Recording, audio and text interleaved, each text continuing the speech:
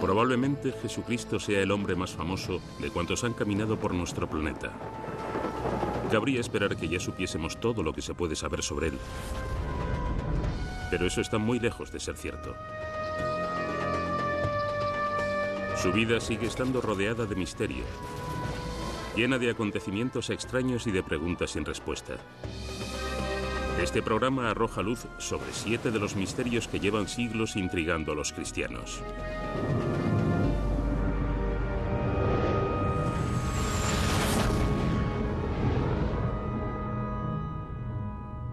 Los misterios de Jesús. Los misterios comienzan ya en el mismo momento del nacimiento de Jesús, un día que ahora celebramos como la Navidad. La mayoría de nosotros pensamos que la Natividad celebra simplemente la alegría y el gozo por el nacimiento de Jesús, pero no podríamos estar más equivocados. Ante nuestros ojos tenemos señales de algo completamente diferente. Natividad. ¿Cuál es el mensaje oscuro que está enterrado en una historia que ya creemos conocer? Se dice que la iglesia de la Natividad de Belén se levanta sobre el lugar donde nació Jesús. Durante siglos, cientos de miles de peregrinos cristianos han venido a rezar a este lugar sagrado. Sin embargo, dedican su devoción a la historia de una natividad que el mito y la leyenda han oscurecido y hecho aséptica. La narración bíblica original es sorprendentemente distinta. Nos traslada directamente al mundo real de Tierra Santa hace 2000 años, una tierra sometida a control extranjero, dividida por diferencias políticas y religiosas. En el Evangelio de San Lucas, la historia de la Natividad comienza con José y María yendo a Belén, donde ella da a luz a Jesús.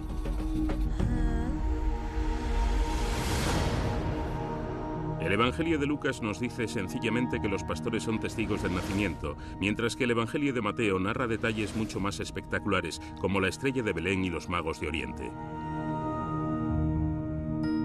Pero durante siglos todos estos elementos distintos se han ido combinando. Cuando se celebra la Navidad, la gente junta esas dos historias para crear una sola narración. La de la Natividad es hoy en día una de las imágenes más populares de la cristiandad, una escena hermosa e incluso mágica. Las comunidades cristianas de todo el mundo han copiado hasta el detalle más mínimo. El problema es que esta imagen tan idílica nos ha distraído de lo que querían decir realmente los evangelistas. Creo que es nuestro deseo romántico pensar que algo increíble tuvo que acompañar al nacimiento, así que añadimos cosas a la historia para que nos parezca más romántica y más emocionante.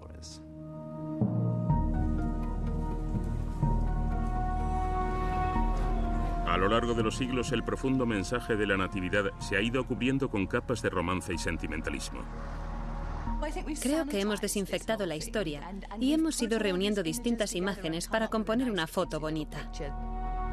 La narración de los evangelios no pretende ofrecer consuelo ni júbilo. Los símbolos familiares de la estampa de la Natividad pretenden lanzar un puñetazo directo al corazón que transmita su mensaje ya desde el primer momento, cuando el nacimiento de Jesús se refleja en el cielo nocturno. La estrella de Belén es uno de los símbolos más famosos de la Natividad. Según el Evangelio de Mateo, la vieron unos sabios o magos del Oriente y eso los llevó hasta Belén. Algunas teorías afirman que se trataba de 2 planetas juntos o de una estrella lejana que se convirtió en supernova. Y hay otra idea que enlaza directamente con el auténtico mensaje de los evangelios. Hay una frase concreta en el Evangelio de Mateo que dice que esa estrella que los magos vieron en el cielo se detuvo encima del lugar donde estaba el niño. Los magos viajaban desde Jerusalén hasta Belén, y mientras viajaban la estrella iba delante de ellos. Pero ¿cómo puede detenerse una estrella encima de un lugar como Belén? Solo existe un tipo de estrella que puede hacer eso, y es un cometa.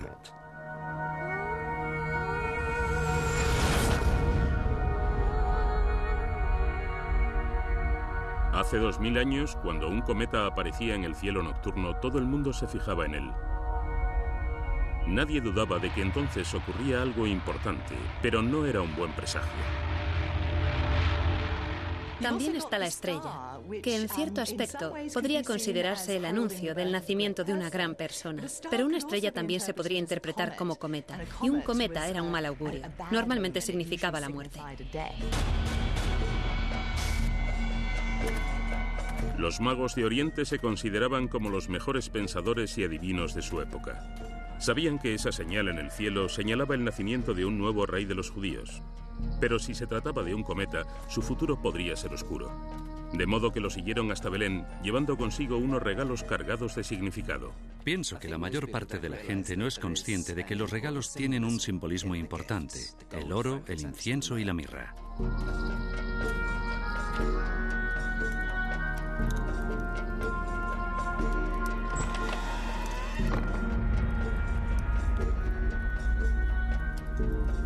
Pero no eran regalos para un niño normal.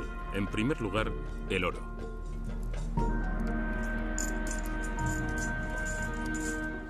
El oro es algo de muchísimo valor, y creo que lo que intenta decir es que Jesús va a ser rey, y que es un regalo digno de un rey. El siguiente es el incienso. El incienso se ofrecía con frecuencia a Dios, así que no señala la realeza de Jesús, sino su divinidad. Pero la importancia del tercer regalo es la que se ha olvidado en la época actual. Se trata de la mirra. Es una resina vegetal utilizada para preparar los cadáveres para ser enterrados. Eso indica a los lectores que Jesús va a morir y que eso va a formar parte de la historia. Así que la mirra alerta de la muerte, y los primeros cristianos sin duda entendían este mensaje tan importante. Incluso el popular villancico Nosotros los tres reyes de Oriente, que se escribía en 1857, hace referencia directa al verdadero significado de la mirra en su cuarta estrofa. Las escalofriantes palabras sellado en una tumba fría como la piedra son una referencia clara a la muerte de Jesús.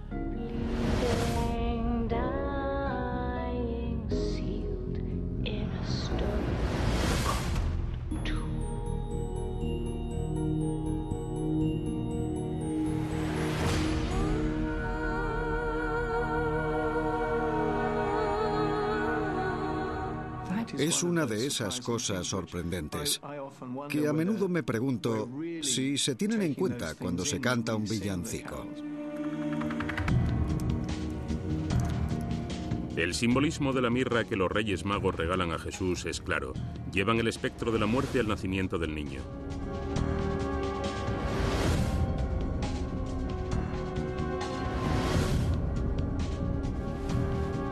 Y ese espectro no es solo del futuro. Se cierne sobre la Sagrada Familia ya entonces, bajo la persona del rey Herodes el Grande. Herodes es rey de Judea, el centro de la nación judía. Es además un tirano sanguinario que mató a su mujer y a sus 3 hijos al sospechar que conspiraban contra él. Por una trágica ironía, los sabios de Oriente son los que alertan a Herodes a su paso por Jerusalén de que ha nacido un nuevo rey de los judíos. El Evangelio de Mateo describe la sádica manera en la que Herodes intenta deshacerse de ese nuevo aspirante al trono. Lo que sucede es que organiza la matanza de los inocentes, implacable, violenta y desagradable, de modo que matan a todos los niños de menos de 2 años.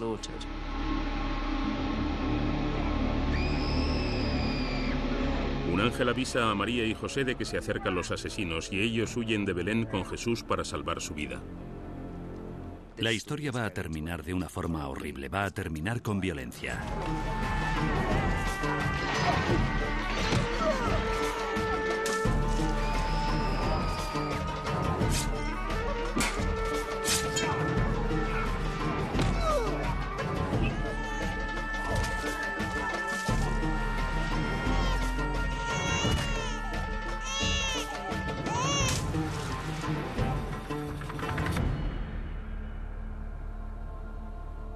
Es muy truculento, es una realidad. Y por supuesto se le quita importancia porque, bueno, digamos que no es políticamente correcto o no se corresponde con la imagen de las postales de Navidad. La salvaje historia de la masacre de los inocentes por parte de Herodes es un elemento importante de la historia de la Natividad, pero no es lo que nos apetece que nos cuenten por Navidad.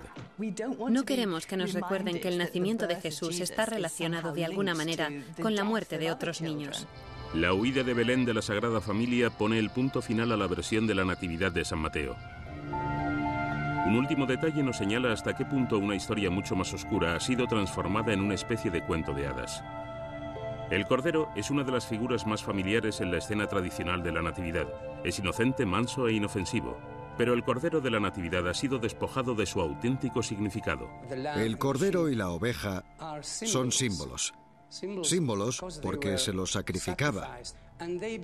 Y se convirtieron en el símbolo de Jesús, que va a ser sacrificado como un cordero o una oveja. Los pastores que aparecen en el nacimiento de Jesús no estaban allí por casualidad. Belén era el lugar donde se criaba a los corderos que después se usaban en los sacrificios religiosos, en particular durante la fiesta de la Pascua judía. Y una vez más, no se trata de una coincidencia. La narración del Evangelio de San Juan es muy clara, que Jesús fue crucificado exactamente en el mismo momento en que se sacrificaban los primeros corderos de la Pascua judía, así que el simbolismo es muy exacto. Cristo es visto como un cordero para el sacrificio. De principio a fin, la historia de la Natividad está repleta de símbolos. La estrella de Belén, que podría ser un cometa simbolizando la muerte. Los 3 sabios de Oriente que llevan mirra usada para embalsamar cadáveres. Herodes y la masacre de los inocentes. Y el Cordero, una imagen del sacrificio. El mensaje no podría estar más claro. Que el personaje principal de la historia, que en ese momento es solo un bebé, vaya a sufrir una muerte horrible, tiene algo de discordante. Hay algo que te hace reclinarte en el asiento y pensar, espera, esta no es la típica historia de un héroe que avanza hacia la victoria. Esta es una historia muy diferente. Los primeros cristianos que leían o escuchaban esas historias sobre la Natividad no habrían tenido ninguna duda de que no se trataba de una historia bonita para hacer que uno se sienta bien el día 25 de diciembre. Es la historia del nacimiento de un Salvador, y todo el sentido de su vida ya estaba anunciado en la escena de la Natividad, que iba a morir y que lo que más importaba en realidad era su muerte. Así, durante siglos, el sentimentalismo y el sentido comercial han tapado a menudo el auténtico significado de la escena de la Natividad. Lejos de ofrecer calor, consuelo y reafirmación, esta historia tan conocida que ocupa el lugar central de nuestra Navidad es en realidad una profecía de la brutal muerte de Jesús. Jesús no fue el primer profeta que conoció a Israel, pero cuando comenzó a predicar alrededor del mar de Galilea, asombró a la gente con acciones increíbles que ahora llamamos milagros. Desgraciadamente, estos milagros fueron la munición que sus enemigos utilizaron para acabar con él. ¿Cómo es posible que los milagros de Jesús pusieran en peligro su vida? Milagros. Cuando pensamos en los milagros de Jesús, lo que nos viene a la mente son historias de acciones impactantes como cuando caminó sobre las aguas. Se ha convertido en una demostración clásica de su poder divino. Y el mismo tipo de poder quedó patente en otro milagro famoso. Esta es la iglesia de la multiplicación de Tabga. Se alza en la orilla noroeste del mar de Galilea, también llamado lago Tiberíades. Aquí es donde se cree que Jesús alimentó a los 5.000 hombres. Lo que vemos es a él alimentando a gente.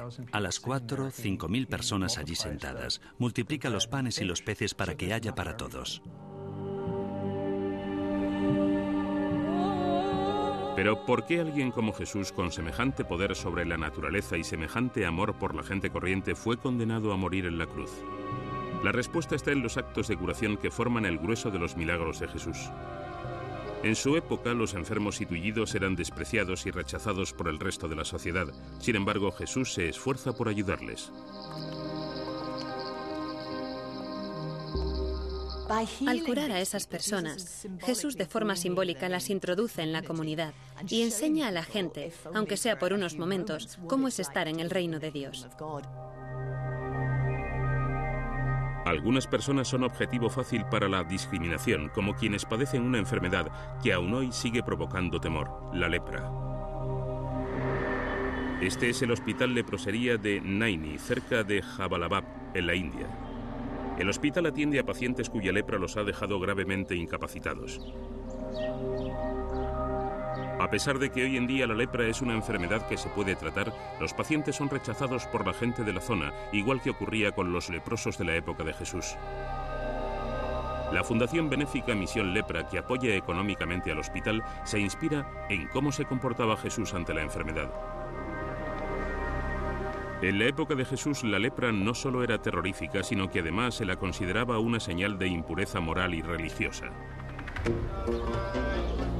La purificación religiosa era tan importante en el judaísmo del siglo I que los judíos, antes de poder entrar en un lugar de culto, debían realizar un ritual de ablución similar a los que se siguen realizando hoy en día. Era esencial purificarse antes de poder entrar en el recinto del templo y realizar los sacrificios. Y además, en tu día a día, si al entrar en una casa habías estado en contacto con algo impuro, tenías que purificarte. Jesús enfrenta la idea general de la purificación religiosa con un famoso milagro descrito en los Evangelios.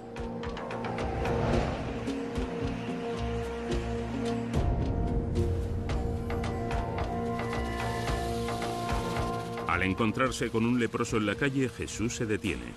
Es bastante peligroso, porque se arriesga a volverse impuro él también. No solo a contraer la lepra, que ya sería malo, sino también a volverse ritualmente impuro. Jesús lo toca. Al tocarlo, Jesús cura al leproso.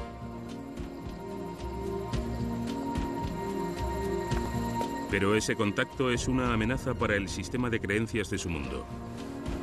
Jesús está demostrando que incluso la gente considerada impura merece participar en la vida religiosa. Semejante comportamiento revolucionario, ya cuando comenzaba su etapa de profeta, llamó la atención de quienes ostentaban el poder.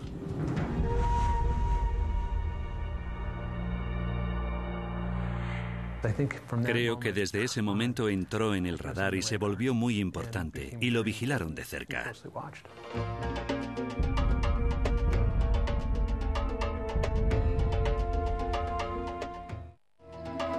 De los casi 40 milagros que se describen en los Evangelios, en más de la mitad Jesús ayudó a personas a las que se trataba como parias a causa de su enfermedad o su discapacidad. Y Jesús volvió a arriesgar cuando se atrevió a curar a miembros de otro grupo que también solía ser víctima de discriminación, las mujeres. Lo que hizo al acercarse a las mujeres y escuchar a las mujeres fue revolucionario para la época. En un milagro muy significativo, Jesús cura a una mujer que llevaba 12 años sangrando sin parar. Como consecuencia, no había podido participar en ceremonias religiosas ni en el día a día de la comunidad.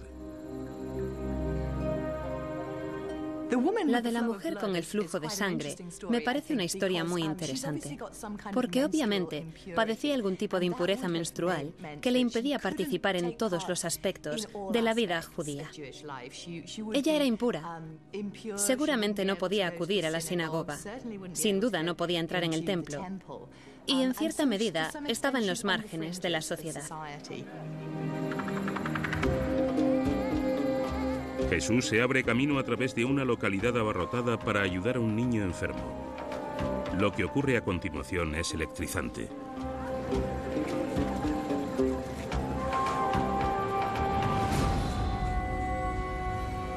Una mujer que acercó la mano para tocar el borde de su túnica cambió el mundo. La mujer que tenía prohibido acudir a la sinagoga y a actos públicos desde hacía 12 años por culpa de su sangrado, se atrevió a tocar a Jesús. Pero tocarlo la ha curado. Y otra cosa igual de importante es que Jesús la llama hija, un estatus que no otorgó a ninguna de las demás personas que curó. Ella se purificó. Normalmente tendría que bañarse y acudir a informar al sacerdote de lo que ha ocurrido. Pero Jesús, simplemente con su autoridad, la ha recuperado. Jesús usa sus milagros para volver a incluir a los marginados en el rebaño. Al hacerlo está desafiando una creencia básica de su época, que la gente impura no podía participar en la vida normal.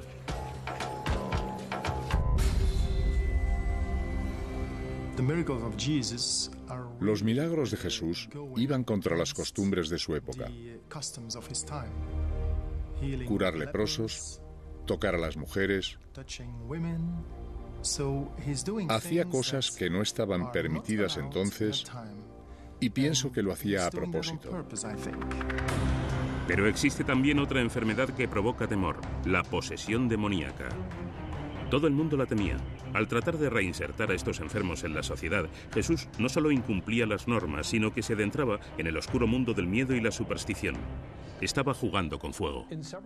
En muchos aspectos, pienso que los milagros contravenían las normas, y no solo por la forma en que curaba a la gente o daba de comer a la gente, sino que algunas veces incumplía expresamente las normas.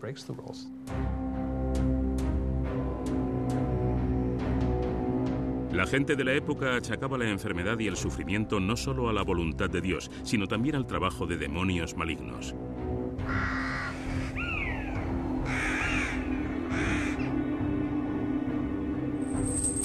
Se los consideraba responsables de todo tipo de cosas, desde las molestias menores hasta un ataque de furia asesina. Los posesos eran peligrosos, porque nadie sabía de lo que serían capaces los poseídos, tal vez violencia física. Pero Jesús no quiere que ninguna persona quede excluida de la vida religiosa. Su ocasión de demostrarlo llegó cuando se enfrentó a una figura terrible. Estamos ante una persona a la que había que atar, había que encadenarlo para mantenerlo bajo control. Era tan peligroso que era un peligro público. Y por eso solo podía vivir entre las tumbas. Así que era un paria de la sociedad.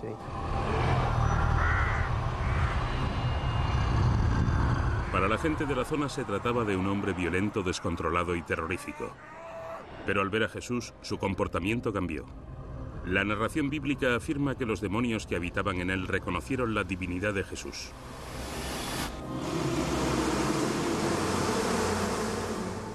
Conocían bien a Jesucristo, sabían que era el Hijo de Dios, y le tienen miedo porque son conscientes de su poder sobre ellos. Por supuesto, los enemigos de Cristo podían usar esas palabras y decir, controla a los demonios, así que tiene que ser también un demonio. El hombre al que Jesús ayuda se había vuelto impuro al vivir entre muertos y por estar poseído. El milagro termina con Jesús expulsando a los demonios de su cuerpo y haciéndolos entrar en una piara de cerdos que estaba cerca. Enloquecidos, los cerdos saltan por un acantilado y mueren. Ahora Jesús ha liberado al hombre. Algunas personas que escuchan la historia se asustan y se enfadan. Al parecer, Jesús estaba demasiado familiarizado con los demonios y sus quehaceres. La gente empezó a pensar, ¿acaso es un mago? ¿Es un hechicero que está aliado con el demonio? Esa fue una de las acusaciones contra Jesús, que expulsa a los demonios porque es príncipe de los demonios. Las historias sobre los milagros que hace Jesús por toda Galilea han llegado hasta su pueblo natal, Nazaret, pero el resultado no es el que cabría esperar. La gente se indigna al saber que el hijo de un carpintero se atreve a desafiar las reglas religiosas que dirigen su vida. Y cuando regresa a Nazaret y se atreve a hablar en la sinagoga, Jesús descubre hasta qué punto se ha arriesgado. Los lugareños intentan lincharlo. Lucas nos cuenta la historia de cómo llevan a Jesús hasta la cima de la colina y están a punto de tirarlo al vacío. El Viejo Testamento establecía el castigo para quien fuera acusado de predicar en contra de la religión, ser despeñado desde un sitio alto y lapidado hasta la muerte. No lo querían por allí. Incomodaba a todo tipo de gente. Y entonces sucede algo sorprendente. Nadie se atreve a lanzar la primera piedra. Jesús se va de Nazaret tras escapar de una muerte horrible.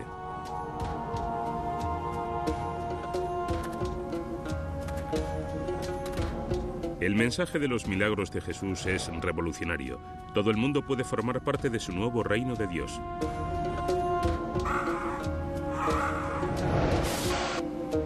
Pero los líderes religiosos creen que es una amenaza para el alma de la nación. Y es una amenaza que no pueden pasar por alto. Ha de llegar el día del juicio final.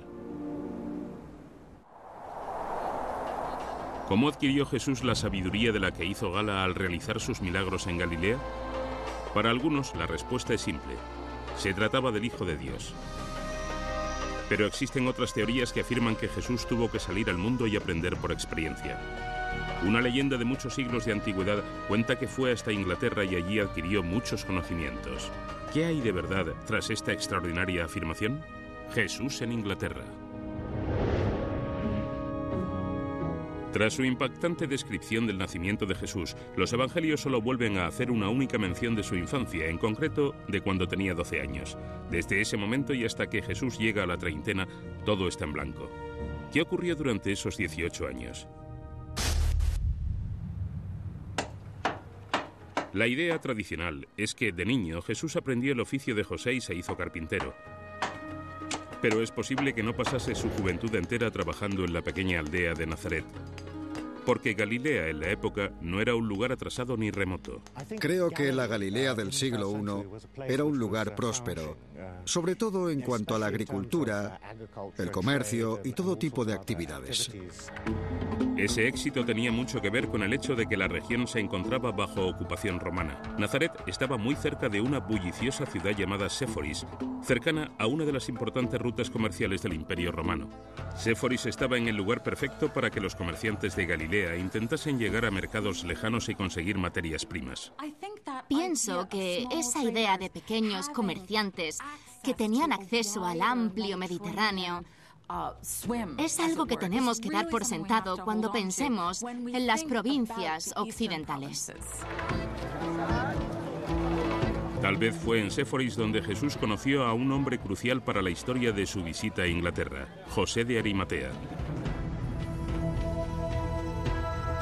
José solo aparece en los evangelios en el momento de la muerte de Jesús, cuando reclama el cadáver para darle sepultura. Los evangelios afirman que José era un seguidor secreto de Jesús y un hombre rico. Y para algunos, que le permitieran enterrar a Jesús indica que podrían ser parientes. Historias posteriores afirman incluso que José era tío abuelo de Jesús y que su riqueza la había obtenido comerciando con metales valiosos. En el mundo antiguo, no solo el oro y la plata tenían valor. Metales más comunes como el cobre y el estaño eran esenciales para los fabricantes de bronce, que tenían un sinfín de aplicaciones, desde estatuas hasta armaduras. Y uno de los mejores lugares para extraer estaño de primera calidad era el sudoeste de Gran Bretaña, en los actuales condados de Devon y Cornualles. Las minas de estaño de Cornualles y Devon eran un objetivo obvio. No hay razón para pensar que los comerciantes romanos no estuviesen llegando a las minas de estaño de Gran Bretaña ya antes de la conquista romana de los años 50. ¿Pudo Jesús acompañar a José de Arimatea a Inglaterra en busca de estaño?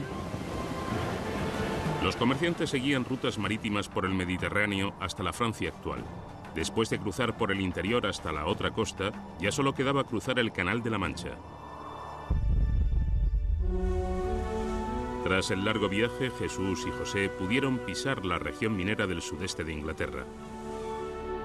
Hoy, personas como la escritora británica Glyn Lewis están convencidas de que Jesús llegó a Gran Bretaña, concretamente al actual condado de Cornualles. Creo que Jesús vino a Cornualles con su tío José de Arimatea, posiblemente más de una vez.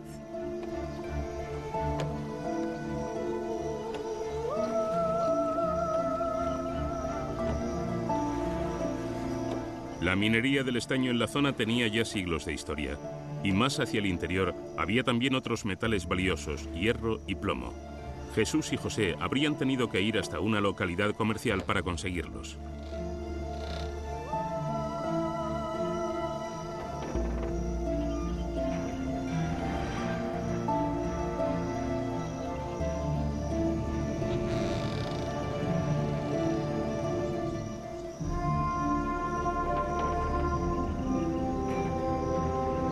Una elevada colina que se alzaba 150 metros sobre los pantanos que la rodeaban señalaba la ubicación de un pueblo que acabó convertido en el centro de la leyenda sobre la visita de Jesús y José a Inglaterra.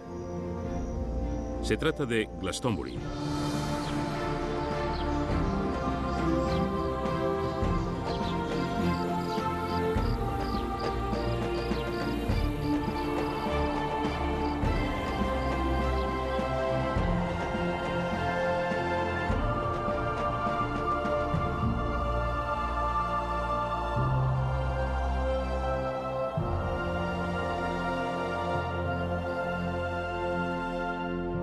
Aquí es donde la historia de Jesús en Inglaterra adquiere una nueva dimensión. La zona que rodea Glastonbury está relacionada con una ancestral secta pagana conocida como los druidas. Incluso hoy en día, personas que siguen las tradiciones druídicas se siguen reuniendo en la colina que domina la localidad, Glastonbury Tor.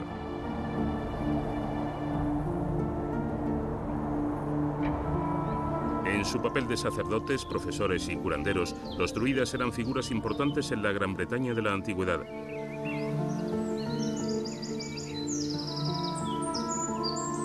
La leyenda cuenta que Jesús estudió con los druidas.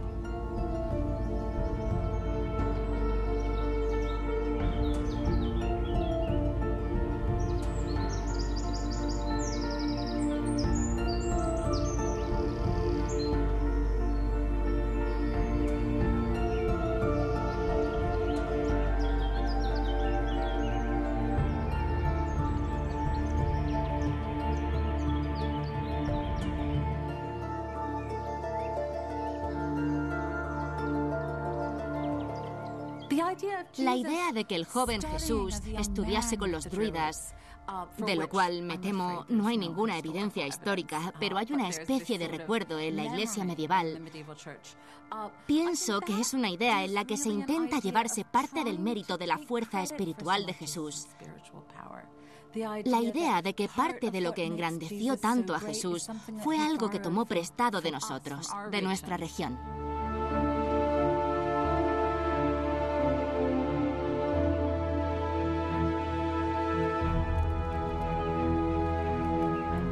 La creencia de que Jesús conoció a los druidas pudo verse reforzada por antiguas narraciones sobre su habilidad como curanderos.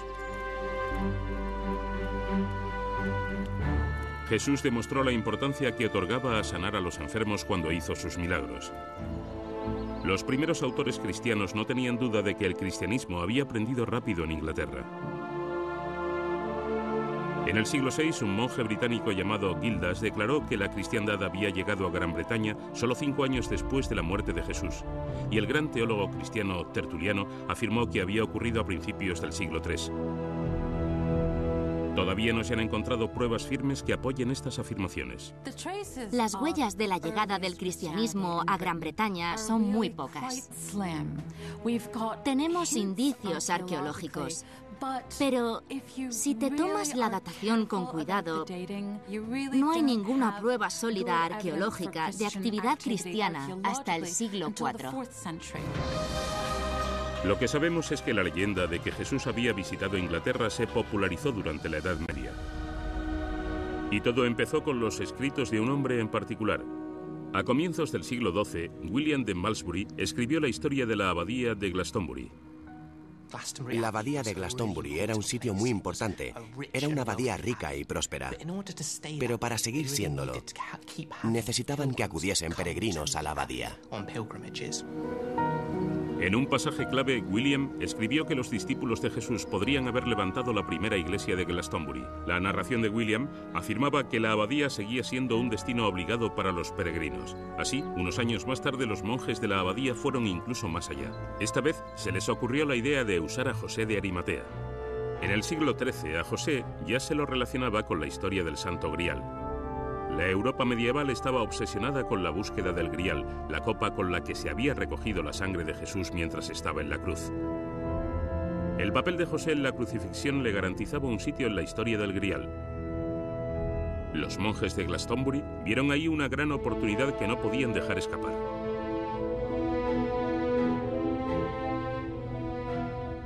Glastonbury se dio cuenta enseguida.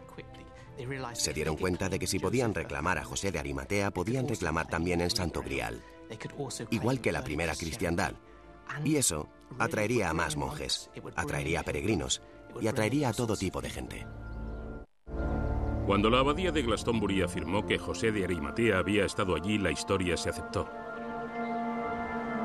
Y esto hizo posible que la gente creyese que el propio Jesús había estado allí con José.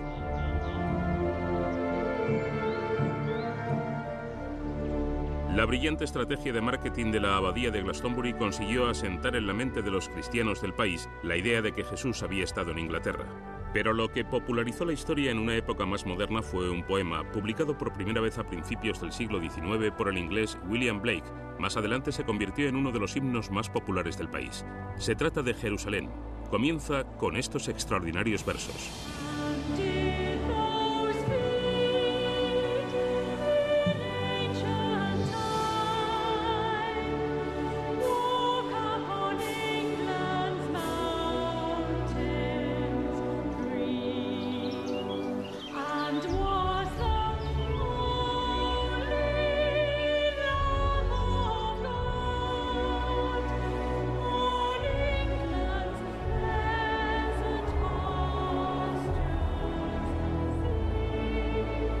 La leyenda de que Jesús, el Cordero de Dios, visitó Inglaterra ha atraído a mucha gente. Un joven radical religioso de Palestina, peligroso, que llegó hasta la Gran Bretaña celta. La conexión es imaginativa, es muy evocadora. ¿Pero por qué escribió Blake ese poema? Cuando la revolución industrial empezó a convertir Inglaterra en una fábrica gigante, Blake quedó horrorizado. utilizó la imagen de la antigua Gran Bretaña sacrificada por Jesús para recordar a los lectores lo que habían perdido. Jerusalén se ha convertido en el himno oficioso de Gran Bretaña y se interpreta en competiciones deportivas o incluso en la boda del príncipe Guillermo y Kate Middleton. A pesar del deseo popular de relacionar a Jesús con Inglaterra, la historia todavía sigue siendo leyenda y no un hecho. Aún así, seguimos sin saber lo que ocurrió durante esos 18 años de vacío. Y no tenemos respuesta para la pregunta de cómo adquirió Jesús todos los conocimientos de los que hizo gala en sus prédicas. Glyn Lewis no tiene ninguna duda. Cuando aparece en Nazaret, en Cafarnaún, aparece casi como un extranjero, como si la gente lo reconociese, pero se preguntase dónde había estado y cómo había conseguido tanta sabiduría. Yo creo que la consiguió en Gran Bretaña. La idea de que pudo llegar a Inglaterra es un poco exagerada, pero no es imposible. Los detalles de la vida de Jesús se han convertido en la base de una religión mundial. No sorprende que muchos países distintos quieran tener un papel en esta historia. En cuanto a la visita de Jesús a Inglaterra, tal vez existan pruebas en algún lugar todavía sin descubrir.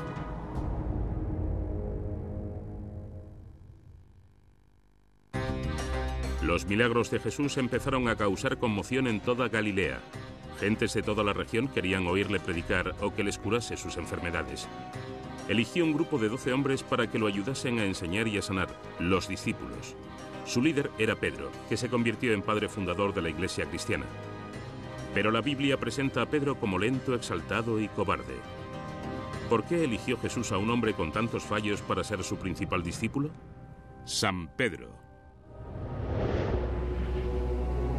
La Basílica de San Pedro en el corazón de la Ciudad del Vaticano. Recibe su nombre del discípulo Pedro, que se convirtió en una figura crucial en la fundación del cristianismo.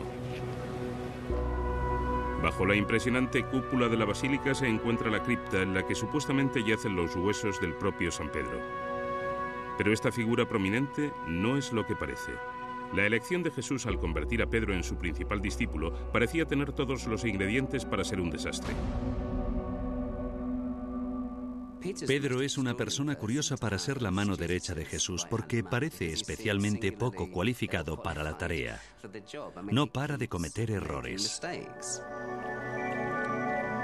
El mar de Galilea. Según los evangelios, fue alrededor de este lago gigantesco donde Jesús predicó sus enseñanzas y su ministerio. Viajaba de aldea en aldea o sencillamente hablaba ante la gente al raso. Era tanta la gente que acudía a escucharlo o a pedir curación que Jesús necesitaba ayuda no solo para transmitir su palabra, sino también para curar en su nombre. El mar de Galilea era el hogar de un pescador analfabeto llamado Simón. No había nada en su vida que lo hiciese destacar entre los demás aldeanos.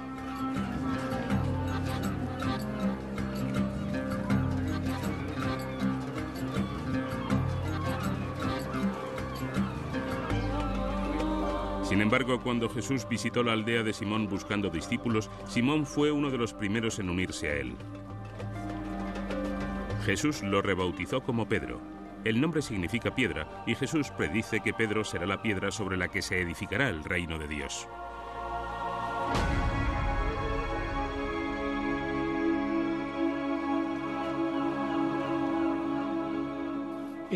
Parece un apodo curioso para Simón llamarlo La Roca. La roca implica estabilidad y fuerza y fortaleza. Y Simón no tiene nada de todo eso en los evangelios. Y Pedro no tarda en revelarse como un poco necio. Tras el milagro de los panes y los peces, Jesús envía a los discípulos en una barca a cruzar el mar de Galilea, mientras él se queda a rezar en la orilla. Se desencadena una tormenta y los discípulos quedan atrapados. Incluso los que son pescadores, como Pedro, están desesperados. De repente ven una figura fantasmagórica que camina sobre las aguas acercándose a ellos.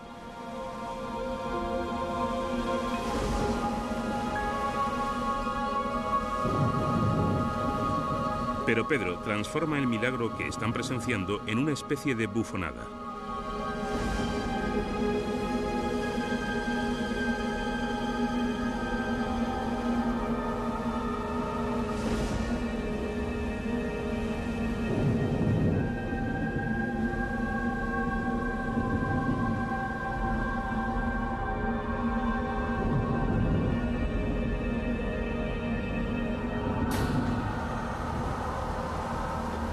Pedro sale de la barca, empieza a caminar hacia él, pero entonces mira a su alrededor y se da cuenta de lo que está haciendo y se hunde, y Jesús tiene que salvarlo. Es un ejemplo perfecto de Pedro intentando demostrar su fuerza espiritual y fracasando. Pedro cae al agua porque se lanza lleno de fe en Jesús, pero después pierde esa fe. Una característica extraña para el principal discípulo de Jesús. Pero es una de las que hace gala una y otra vez. Es casi paradigmático de cómo es Pedro en los evangelios. Se emociona y sigue de repente a Jesús, pero después falla en el momento crucial. Pedro es un hombre que no piensa bien antes de actuar.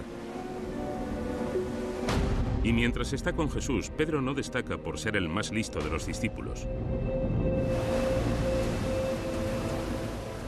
Pienso que es un poco difícil, al leer los evangelios, saber hasta qué punto Pedro era un poco espeso y no entendía. El Evangelio de San Mateo destaca un caso en el que queda patente la incapacidad de Pedro para comprender el sentido de la misión de Jesús en la tierra. Llega un momento crucial en el que Pedro es el primero de los discípulos en declarar que Jesús es el tan esperado Mesías. Jesús le dice a Pedro y a los demás que debe irse a Jerusalén a cumplir su destino y expiar los pecados de la humanidad con su muerte. Pero Pedro da un paso adelante y trata de detenerlo. Jesús, normalmente amable, le hace un sorprendente desaire.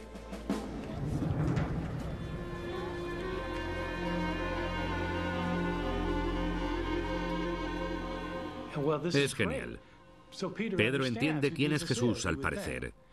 Pero cuando Jesús sigue y dice que tiene que ir a Jerusalén y ser rechazado por los escribas y los ancianos para ser crucificado, Pedro dice, no, Señor, tú no. En otras palabras, Pedro se da cuenta de que es el Mesías, pero no entiende lo que eso significa y Jesús tiene que decirle, apártate de mí, Satanás.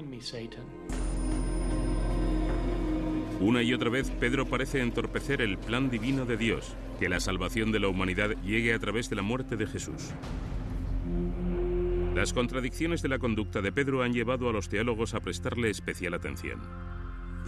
Conoce las palabras, pero no entiende el significado de lo que dice, y por eso Jesús es muy crítico con él. Realmente me da un poco de lástima, Pedro, porque no estoy segura de que nadie hubiese entendido bien el mensaje de Jesús. Y Pedro no solo no entiende el sentido de la vida y el ministerio de Jesús, sino que además no acepta su propia debilidad. Los evangelios dejan claro que los defectos de Pedro se hacen más obvios a medida que la historia llega a su clímax. En la última cena, Jesús le habla con calma a Pedro sobre la falta de lealtad que pronto demostrará. Antes del amanecer, Pedro negará a Jesús 3 veces. La respuesta de Pedro es típica. Él, con cierta arrogancia, le dice a Jesús que le será fiel pase lo que pase. El Evangelio de Juan cuenta cómo el peor defecto de Pedro hace su primera aparición en el jardín de Getsemaní.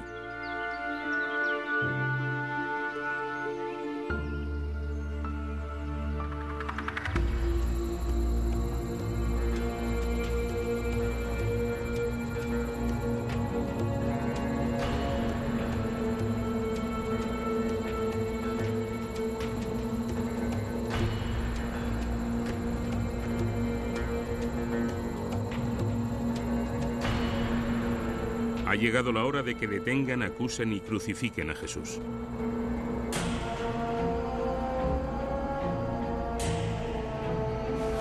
Pero cuando llega Judas con un grupo de soldados para identificar y detener a Jesús, Pedro intenta detenerlos.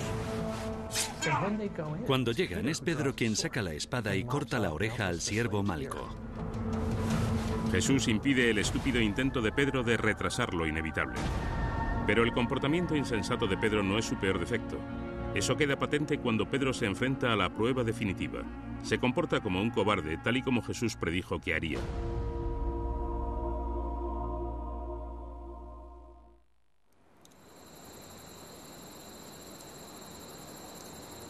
Tras su detención, interrogan a Jesús en casa del sumo sacerdote.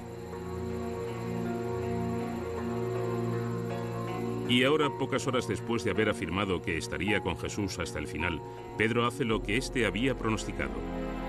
Una sirvienta lo acusa de ser uno de los seguidores de Jesús. Y un Pedro aterrorizado lo niega. Pedro miente descaradamente.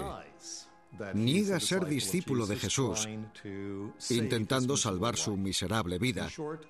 En resumen, Jesús aguanta y Pedro, la roca, se derrumba ante el fiero interrogatorio de una esclava. Pedro completa su cobardía cuando ni siquiera se queda para presenciar la crucifixión. Huye del lugar dejando a Jesús solo ante la muerte. Este capítulo de traición nos desvela la cara más ignominiosa de Pedro.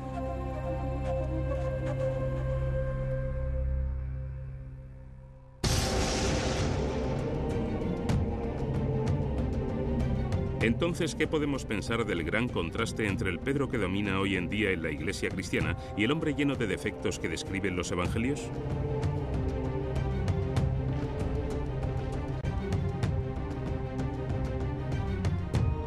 Algunos argumentan que Pedro fue elegido precisamente por sus debilidades. Tal vez que sus fallos de carácter y sus defectos representan la forma en que los cristianos normales se podrían comportar en situaciones difíciles. Los primeros lectores de los evangelios, igual que los lectores de hoy, no eran perfectos. Y por lo tanto, si hay un personaje que tampoco es perfecto, puede servir como símbolo de que siempre hay esperanza. Los propios evangelios nos ofrecen pruebas que apoyan esta idea. Las palabras críticas que Jesús dirige a Pedro en el Evangelio de San Mateo han pasado al lenguaje coloquial. Cuando Pedro intenta caminar sobre las aguas y se hunde por su temor y sus dudas, Mateo nos muestra a un Jesús que le dice: tú, hombre de poca fe. En el jardín de Getsemaní, cuando Jesús impide luchar a Pedro, le dice que el que a hierro mata, a hierro muere.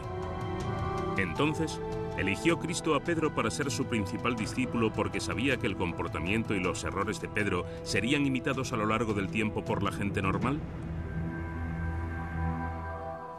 Pedro es alguien con quien la gente se puede identificar y tal vez por eso tenga una posición tan prominente en los evangelios, porque más que ningún otro es una persona como nosotros. La historia de este hombre normal que se convirtió en el discípulo más importante de Jesús tiene un final dramático. Tras la resurrección de Jesús, Pedro se echa a los caminos viajando y predicando la fe. Pero según la tradición, fue finalmente detenido en Roma y condenado a muerte. Y lo que sucede a continuación es realmente sorprendente. Pedro insiste en que lo crucifiquen cabeza abajo porque no es digno de morir como Jesús. El recorrido de Pedro, de la necedad a la sabiduría y de la cobardía al valor, ha terminado. El primer público cristiano que leyó los evangelios sabía que más adelante Pedro se convirtió en un gran misionero, que se convirtió en un gran líder de la Iglesia. Es por sus grandes fracasos, por lo que después se convierte en un éxito, en uno de los primeros grandes misioneros cristianos. ¿Fue o no fue un error la decisión de Jesús de elegir como mano derecha a un hombre débil y con defectos? Parece más bien que lo eligió deliberadamente para servir como ejemplo. El mensaje que subyacía para todos los cristianos era este: si Pedro puede hacerlo tan mal y aún así llega a ser grande, entonces ellos también serán perdonados cuando las debilidades humanas los hiciesen descarriar. En el Evangelio, en la narración de la crucifixión y la resurrección, destaca un nombre como ejemplo claro de fe y devoción: el de María Magdalena. Sin embargo, aún hoy en día mucha gente la recuerda solo como prostituta. ¿Cómo llegó María Magdalena a ser víctima de semejante campaña difamatoria? María Magdalena. El cine moderno tiene mucha responsabilidad en lo que respecta a la imagen negativa de María Magdalena. Algunas películas religiosas famosas no solo sugieren que había sido prostituta, sino también que mantenía una relación con el mismo Jesús. La gente desea oír historias de ese tipo, que en realidad solo añaden algo que es casi cotilleo. Y pienso que se trata de un argumento que ha sido vital desde el antiguo mundo hasta Jesucristo Superstar y el Código Da Vinci. En una nueva representación del popular musical Jesucristo Superstar, María Magdalena es interpretada por la ex Spice Girl Mel C. En esta versión de la historia de Jesús quedan pocas dudas sobre el pasado de María. Creo que se trata de una imagen muy potente, la de la prostituta arrepentida. Se alimenta en gran parte de una cultura patriarcal en la que a las mujeres se las define por su sexualidad, de forma que o eres la buena virgen como María, la madre de Jesús, o eres la mala puta. Mucha gente cree hoy en día que María Magdalena había sido prostituta, pero aquí no. Esta es la iglesia ortodoxa de Santa María Magdalena en Jerusalén. Aquí y en todas las iglesias ortodoxas del mundo, María Magdalena es una figura reverenciada, sin nada que ver con esa imagen cargada de sexualidad.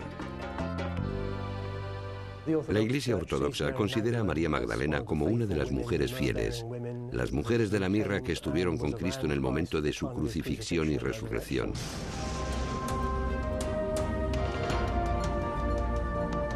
Representar a una figura tan venerada como una prostituta podría haber sido una de las mayores difamaciones de la historia. La narración bíblica sobre María ofrece muy pocos detalles sobre su vida. Durante siglos la gente pensó que su nombre, María Magdalena, significaba sencillamente que María provenía de un lugar llamado Magdala. Pero existe una interpretación completamente diferente del nombre de María, que Magdalena viene de la palabra Migdal, que significa torre.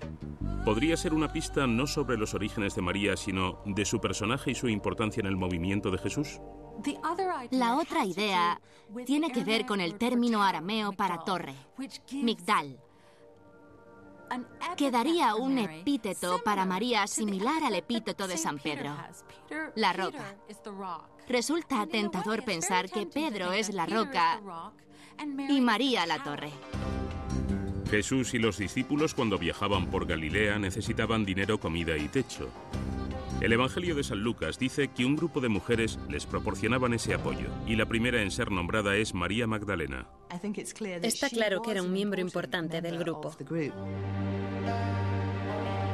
Esta interpretación del nombre de María encaja muy bien con lo que cuentan los evangelios sobre su papel en la historia de Jesús.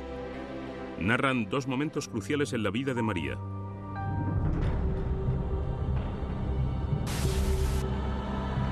Mateo, Marcos y Juan cuentan que María permaneció junto a Jesús durante la crucifixión, cuando todos los discípulos habían huido.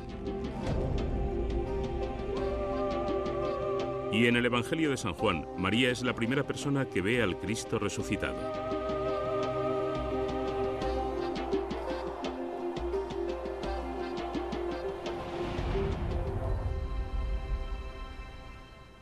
Eso hace que María sea muy importante. Si eso es históricamente cierto, que María Magdalena fue la primera en proclamar que Jesús había resucitado, se podría argumentar que María Magdalena empezó el cristianismo.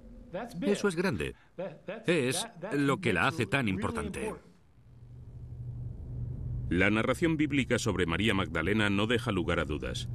María es una figura crucial en la historia de Jesús. Entonces, ¿de dónde salió la idea de que era una prostituta arrepentida? La historia de tal difamación comienza con la posición que ocupaban las mujeres en el siglo I y con la actitud revolucionaria que tenía Jesús hacia ellas. Jesús predicaba que todo el mundo debía poder entrar en el reino de Dios. Eso incluía a leprosos, posesos y mujeres que habían quebrantado las normas sociales. En una famosa historia, piden a Jesús que juzgue a una mujer que va a ser lapidada por adúltera. Pero Jesús se niega a condenarla. En lugar de eso, lanza un reto. El que esté libre de pecado que tire la primera piedra, una frase que todos hemos oído, pero qué impactante tuvo que ser para esa mujer tirada en el suelo, encogida, esperando la muerte, seguramente con la cara sobre la arena, y si tenía los ojos abiertos, lo que vio fue las piedras cayendo al suelo.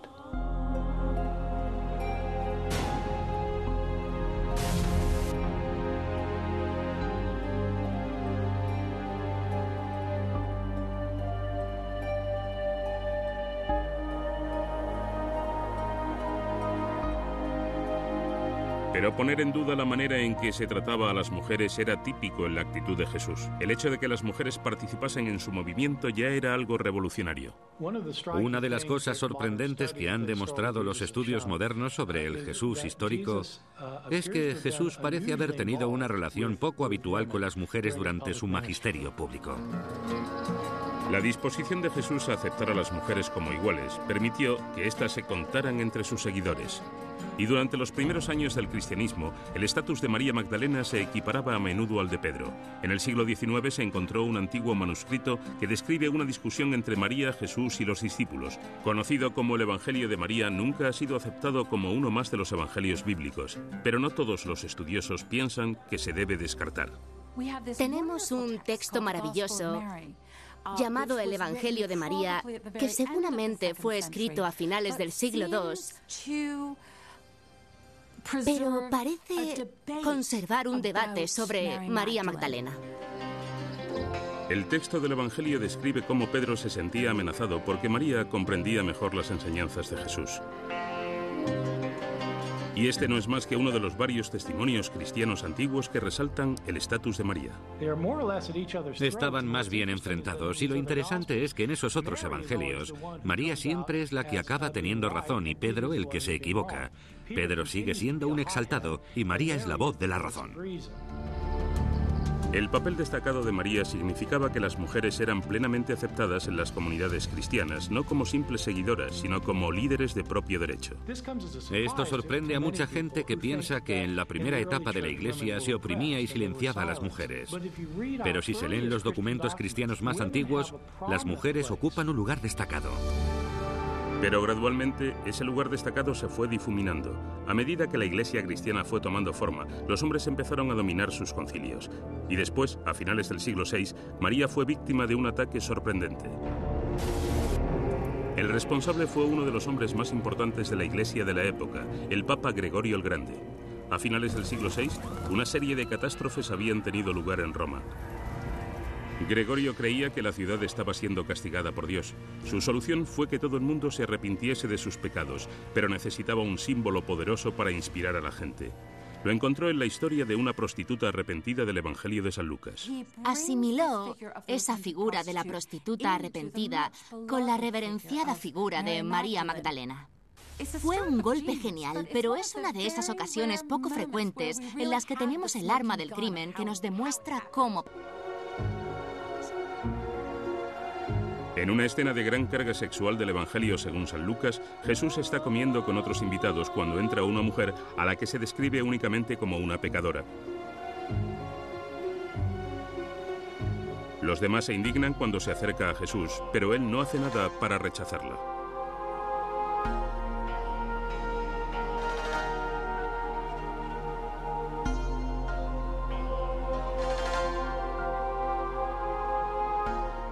Ella llora, moja los pies de Jesús con sus lágrimas y se los seca con el pelo. Unge a Jesús y él le dice que se le perdonan sus muchos pecados porque ha mostrado mucho amor. Y porque ha sido perdonada también amará más. Es una historia fantástica, resonante, sobre una pecadora que acude a Jesús y se arrepiente. San Lucas no identifica a la mujer ni ofrece detalles sobre su pasado. Pero el Papa Gregorio da por sentado que la pecadora con su frasco de perfume era una prostituta. Y aún peor, afirmó que esa prostituta arrepentida no era otra que María Magdalena. La calumnia perduró.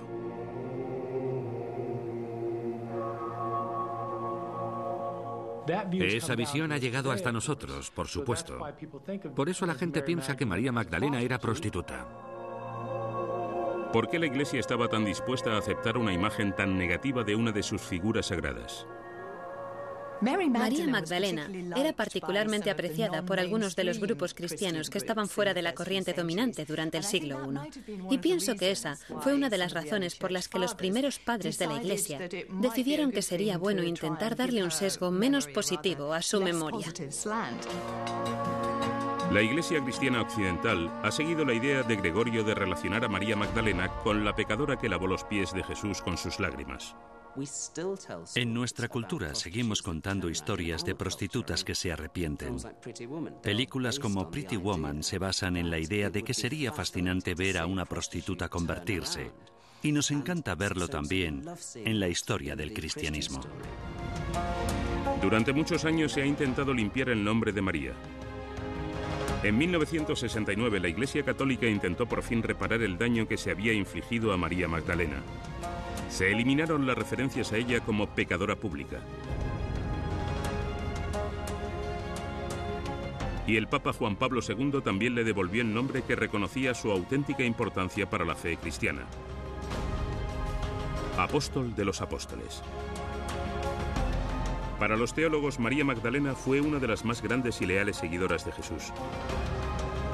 Pero tristemente, esto parece haber servido de poco a la hora de cambiar esa imagen de prostituta arrepentida. En Occidente tenemos mucha responsabilidad por la mala fama de María.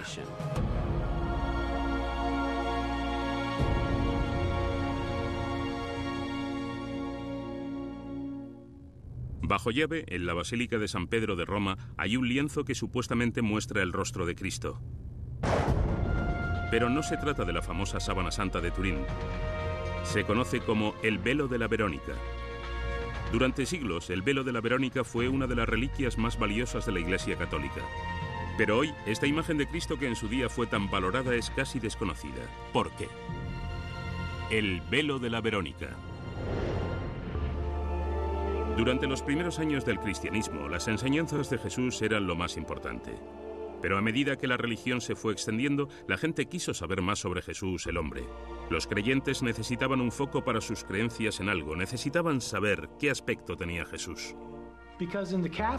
Porque en la tradición católica es importante, y lo ha sido desde hace tiempo, tener una esencia tangible con la que identificarse, que transmita realidades espirituales.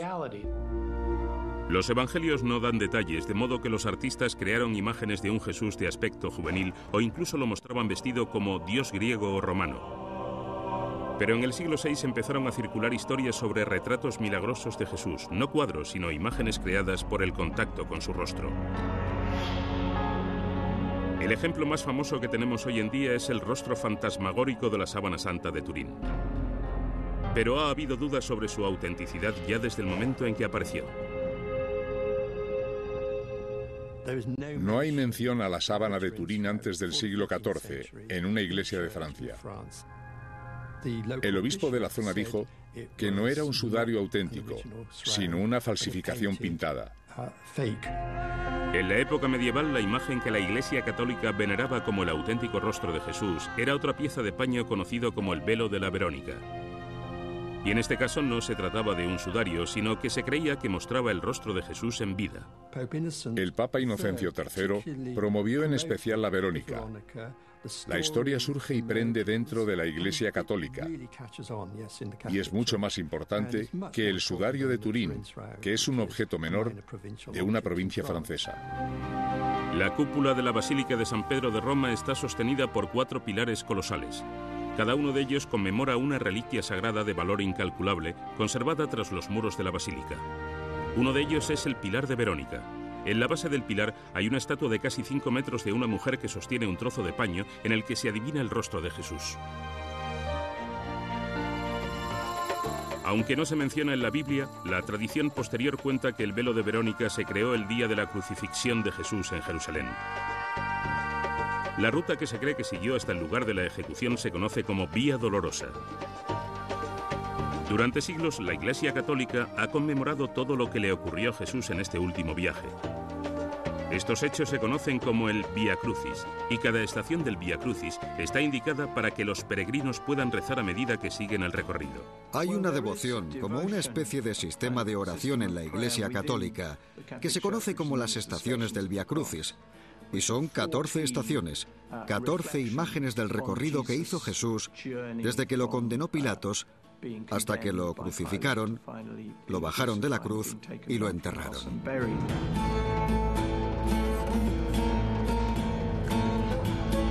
Según la historia, entre la multitud que miraba pasar a Jesús estaba una mujer que al parecer había sido curada en uno de sus milagros más extraordinarios.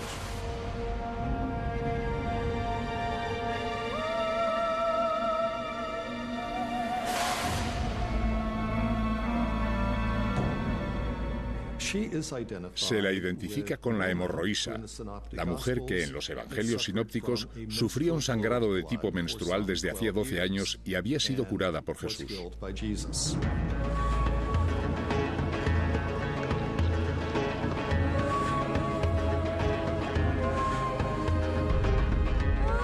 Cuando Jesús tropieza y cae, ella da un paso adelante y usa su velo para limpiarle la sangre y el sudor del rostro.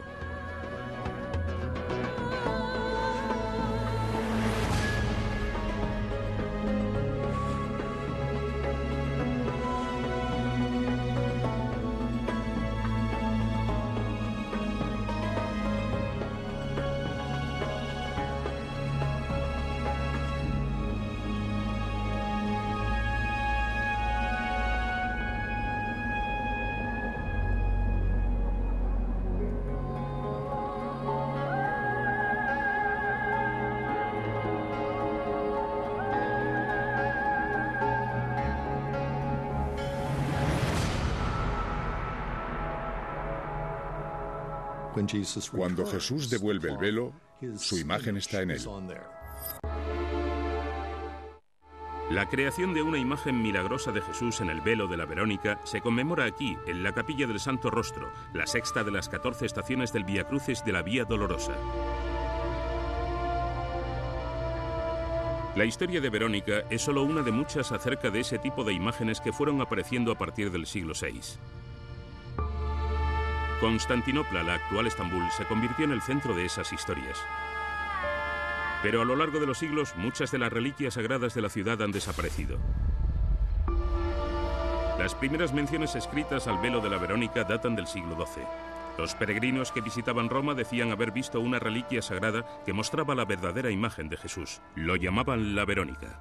En Europa Occidental, durante la Edad Media, se preguntaban cuál era el aspecto de Jesucristo y recordaban esa historia y decían: esta es la imagen verdadera, es la vera icona. Vera en latín es verdadera e icona es imagen en griego. Es la verdadera imagen de Cristo y de vera icona salió el nombre de Verónica.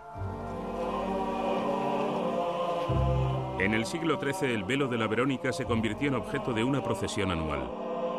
En el año 1300 se mostraba al público en la Basílica de San Pedro y se consideraba una maravilla de la ciudad de Roma. El poeta Dante lo vio y alabó a la Verónica en su gran obra La Divina Comedia. Ver el velo de la Verónica se convirtió en uno de los puntos álgidos de todo peregrinaje a Roma. Muchísima gente estaba presente cuando se mostraba la Verónica y podía ser peligroso. Era tanta la gente que se abría paso hasta la basílica para ver el velo que en 1300 un monje británico murió aplastado. El estatus del velo como reliquia de valor incalculable subió aún más cuando el Papa compuso una oración especial dedicada a él. Pronunciarla delante del velo reducía el castigo que uno tenía que expiar en la otra vida por los pecados terrenales. Fue la primera vez en que la Iglesia Católica otorgó tanto poder a una oración. Si has viajado a Jerusalén, si has visto la Verónica, si has ayudado a financiar la construcción de una iglesia, eso reduce el tiempo de penitencia que tienes que cumplir por tus pecados. La fe en el poder del velo era tan grande que la gente empezó a comprar copias para poder seguir rezándole después de marcharse de Roma. Ver la Verónica era como un adelanto de ver a Dios cara a cara. Pero entonces el rumor y el misterio empezaron a empañar la historia del velo. En 1527 Roma fue capturada por un ejército rebelde y en una orgía de violencia y saqueo se robaron o destruyeron muchas reliquias sagradas. ¿Se salvó una de las reliquias más importantes del cristianismo? Al parecer fue robado durante el saqueo de Roma. Justo cuando el enorme pilar construido para honrar al velo estaba a punto de terminarse, el Papa Urbano VIII tomó medidas enérgicas contra las copias de la Verónica y curiosamente ordenó que se destruyesen todas las copias existentes. A pesar de que la Iglesia Católica insistió en que el velo auténtico estaba en el pilar de la Verónica, el público tenía dudas. La adoración a la Verónica empezó a declinar.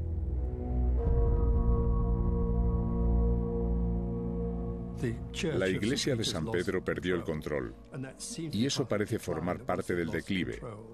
Y una vez que perdieron el control, todo ese atractivo y carisma de la Verónica desapareció. ¿Se había guardado por seguridad una de las más famosas reliquias cristianas o había sido robada y sustituida por una réplica? Una imagen del velo se guarda en el pilar de la Verónica y todavía se muestra una vez al año, pero a tal distancia que es imposible ver los detalles.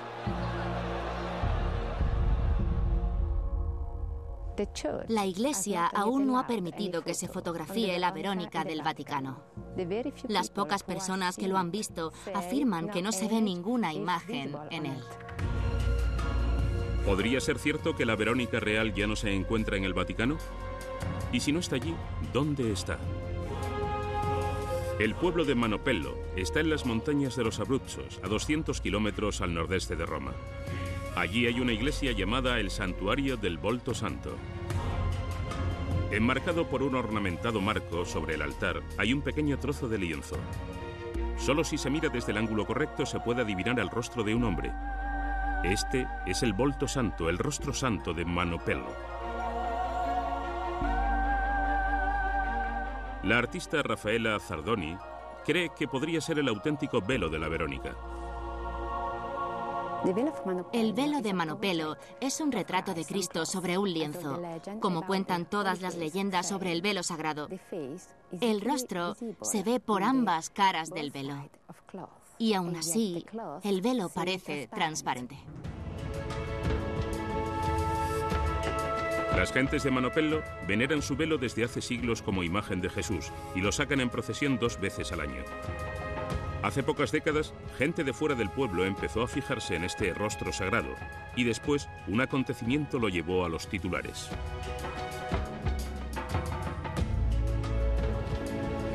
El 1 de septiembre de 2006, el Papa Benedicto XVI se convirtió en el primer papa en rezar ante este rostro sagrado. Fue un gran espaldarazo para quienes creen que la imagen es el auténtico rostro de Cristo.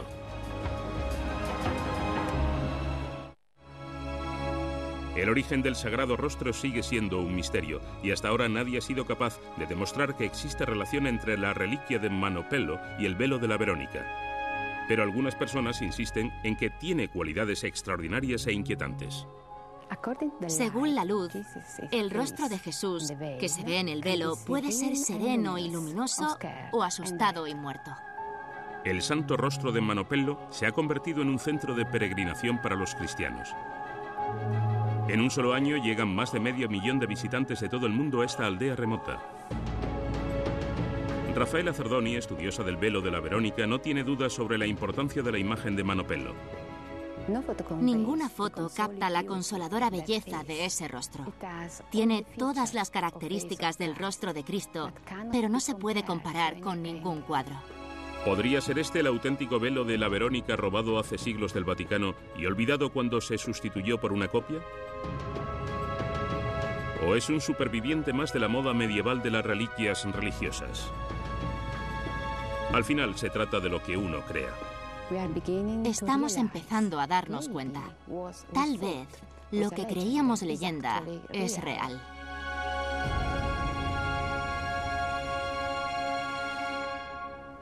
Desde que nació Jesús, siguió un camino que solo podía tener un final: su muerte. El Evangelio nos narra una natividad en la que su destino queda claro como el agua. Y los milagros de Jesús no dejan duda de que poderosos enemigos tenían a Jesús en el punto de mira.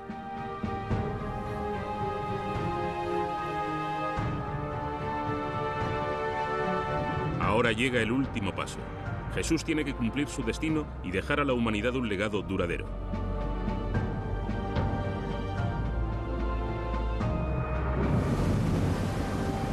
Solo falta un misterio. La crucifixión es el acontecimiento crucial de la historia de Jesús. Sin ella, no existiría el cristianismo. Jesús fue acusado de incumplir las leyes religiosas de su tiempo, pero el castigo para ese delito era la lapidación. Entonces, ¿por qué Jesús fue crucificado? Crucifixión.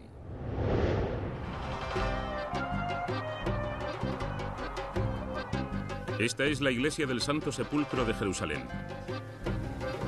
Se cree que está erigida en el lugar donde tuvo lugar la crucifixión, el salvaje y agonizante final de Jesús en la tierra. Pero algunos estudiosos opinan que el horror de la muerte de Jesús fue crucial para el nacimiento del cristianismo. Si Jesús no hubiera sido crucificado, no habría existido el cristianismo. Jesús sabía que tenía que morir en la cruz. De hecho, el Evangelio de San Mateo nos dice que Jesús sabía exactamente cómo iban a sucederse los acontecimientos, pero aún así tenía que dejar que ocurriesen. El primer paso era ir a la ciudad más sagrada de Israel, Jerusalén. Había andado por ahí hablando del reino de Dios, hablando de que Dios iba a crear un nuevo reino en Israel. ¿Y dónde iba a hacer eso Dios sino en Jerusalén? Así que Jerusalén tenía que estar en el centro de su mensaje. Jerusalén era la ciudad del gran templo. El templo dominaba la ciudad y atraía a fieles de todo Oriente Medio. Pero era más que un simple monumento. El templo es el corazón del judaísmo. Es tan sencillo como eso. Los milagros y enseñanzas de Jesús habían desafiado las ideas de las autoridades religiosas de Galilea, poniendo en peligro su vida. Aunque había conseguido esquivar la muerte en las provincias del norte, sabía que la muerte era segura si osaba hacer lo mismo en el corazón de la nación judía. Jesús seguramente tenía bastante claro que se encaminaba hacia un final muy desagradable. Al ir a Jerusalén se metía en la boca del lobo.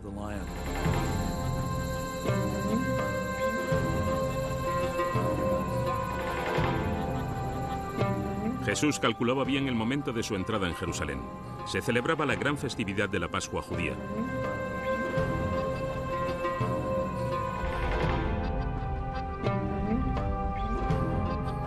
Puede ser una época tensa ya que los judíos celebran la huida de Egipto siglos atrás. Pero Jesús no hace ningún esfuerzo por esquivar los problemas y se dirige directamente al templo.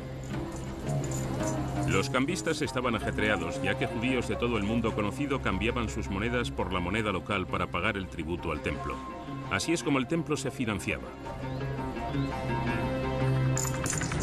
Uno de los incidentes más famosos de los evangelios tiene lugar cuando Jesús ataca a los vendedores de animales y a los cambistas del templo.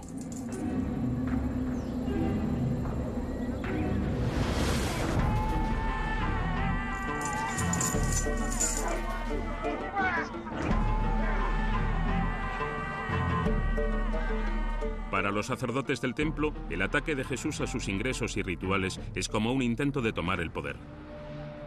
Es en sí mismo una especie de acto real y mesiánico, reclamar la propiedad del templo en cierto sentido y, por supuesto, y comprensiblemente, la administración del templo, que lo considera su sede, piensa, ¿pero tú quién crees que eres? Aquí mandamos nosotros, ¿cómo te atreves a hacer algo así? Los sacerdotes se enteran de que Jesús ha ido diciendo que serán destruidos con su templo. No pueden permitir que eso quede sin castigo.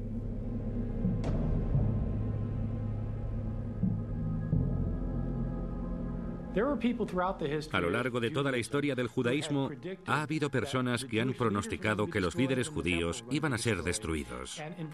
Y el tiempo iba a ser destruido. Y en todos los casos, la persona que hizo la predicción se metió en un problema gordo. Normalmente la detuvieron, la azotaron o la mataron. El castigo para cualquiera que ataque a Dios está escrito en los textos antiguos. Será lapidado hasta la muerte, y matando al líder, cualquier movimiento nuevo quedará destruido. Hubo otros aspirantes a Mesías y todos fueron ejecutados, a veces con algunos de sus seguidores, y así se sofocaba el movimiento. Pero está claro a partir de las narraciones de los evangelios que Jesús sabe que no acabará recluido en algún lugar remoto para morir como un falso profeta. Su muerte ha de tener sentido y no puede ser olvidada. Tiene que morir de forma pública y dramática. Y así, para la historia del cristianismo, es de vital importancia precisamente que Jesús fuera crucificado. Si a Jesús lo hubiera sacado de Jerusalén un grupo de celotes y lo hubiesen estrangulado, no existiría el cristianismo. Si hubiera sido lapidado hasta morir por una multitud, no existiría el cristianismo. El cristianismo se basa precisamente en que Jesús fue crucificado por los romanos. La última semana de la vida de Cristo se conoce como la Pasión.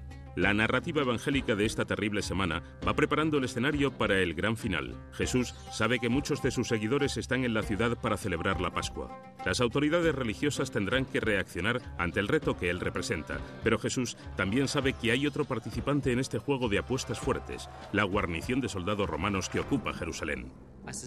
Sospecho que, cuando analizamos las narraciones de la Pasión, debemos tener en cuenta a las autoridades romanas, tanto como a los líderes judíos. Jesús había desafiado a las autoridades del templo a que actuasen contra él en un momento de grave riesgo para ellas. En el explosivo ambiente de la Pascua, el más mínimo incidente podía provocar un levantamiento. Y eso provocaría una ofensiva inmediata y violenta de las tropas romanas. Los romanos sabían muy bien que la Pascua era una época caliente.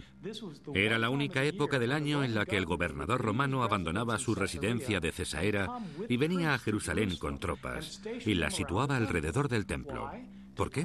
Para sofocar cualquier posible revuelta. Jesús había puesto a los sacerdotes del templo en una situación muy difícil.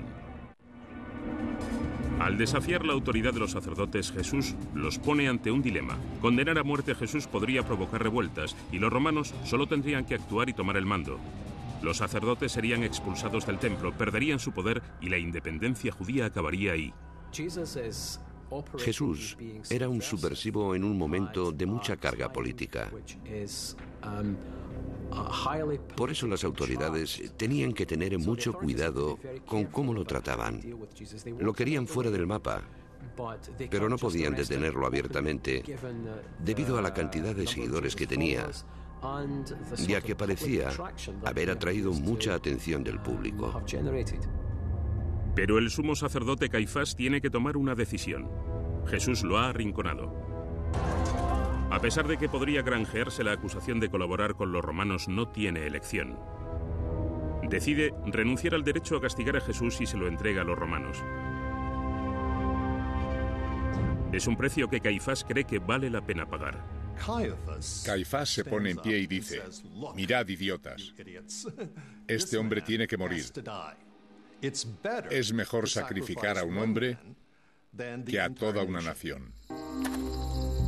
Pero al entregar a Jesús a los romanos, Caifás está ayudando a desencadenar la muerte que Jesús había anunciado. Cuando un escuadrón de guardas judíos y romanos viene a buscarlo al jardín de Getsemaní, Jesús está listo para acompañarlos mansamente. En el jardín de Getsemaní, Jesús reza claramente: aparta de mí este cáliz. No quería pasar por todo eso, pero sabía que tenía que hacerlo por el bien de la humanidad. Jesús es llevado a la casa del sumo sacerdote. Caifás sigue los pasos de un juicio religioso. En el juicio, lo acusó de cometer blasfemia. Es interesante que esas autoridades judías no diesen ningún paso para castigarlo por blasfemia judía. En lugar de eso, lo entregan a las autoridades romanas. Normalmente, los romanos no se interesarían por otro predicador disidente, pero Jesús les había dado a los sacerdotes la excusa que necesitaban. Decidieron acusarlo no solo de blasfemia, un crimen religioso, sino también de haber afirmado ser el rey de los judíos. Es una acusación política, y es un cargo político contra Jesús. Los sacerdotes afirman que al ser proclamado rey por sus seguidores, Jesús intenta hacerse con el poder y desafiar la autoridad romana. La acusación que se profirió en su contra fue la de proclamarse rey mesiánico, Mesías en hebreo, rey en lenguaje político o romano, de forma que consiguieron una acusación bastante clara ante la cual el gobernador romano tendría que actuar. Jesús fue llevado ante el gobernador romano, Poncio Pilato, para responder de las acusaciones que se hacían contra él. Como cabía esperar, Pilato no tenía interés en el mensaje religioso de Jesús. Le hizo una pregunta política crucial. Pilato sencillamente le pregunta a Jesús: ¿eres el rey de los judíos? ¿O te haces llamar rey de los judíos? ¿O de verdad crees que eres el rey de los judíos? Y Jesús respondió o bien sí o no respondió nada. Y Pilato pensó: es un alborotador, habrá que crucificarlo.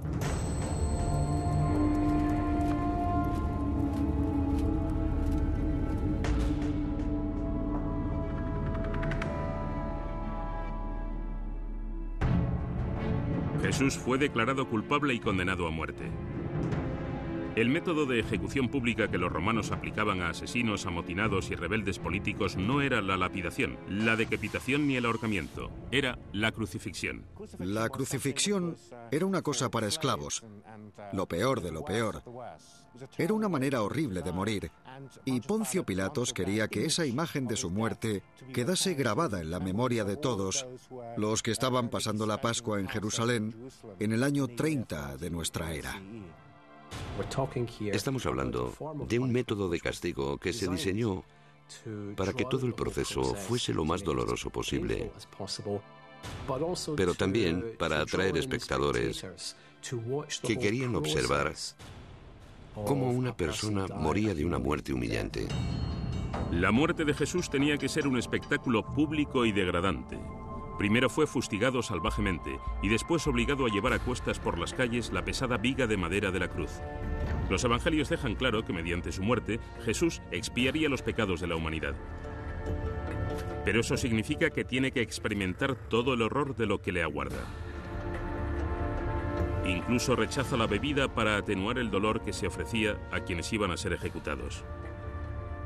Las víctimas solían morir, por lo que sabemos, por asfixia. No se perdía mucha sangre necesariamente, ni siquiera estando clavado a la cruz por las manos y los pies. Se trataba más bien de la dificultad de seguir respirando, estando fijo en esa posición. La crucifixión de Jesús tuvo lugar cerca de una de las puertas principales de Jerusalén, a plena vista de cualquiera que entrara o saliera de la ciudad. El escenario estaba listo para el nacimiento de una nueva religión.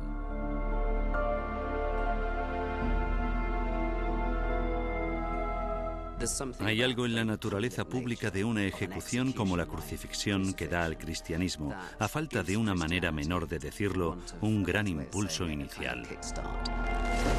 La Biblia nos cuenta que a través de su muerte, Jesús había cumplido su misión en la tierra. Obligando a las autoridades judías y romanas a actuar contra él, había llevado su mensaje a un escenario muy público. Su muerte no podía ocultarse y se convirtió en fuente de inspiración para generaciones de cristianos. Los primeros cristianos dieron la vuelta a la crucifixión de Jesús y, de ser una marca de vergüenza, la transformaron en una especie de honor porque en su muerte vieron el sacrificio que expiaba los pecados. La crucifixión es el último y el más importante misterio de los que rodean las historias de Jesús. Ahora podemos entender por qué los acontecimientos de la última semana de su vida se sucedieron de esa manera y cómo esto llevó al nacimiento de una religión mundial.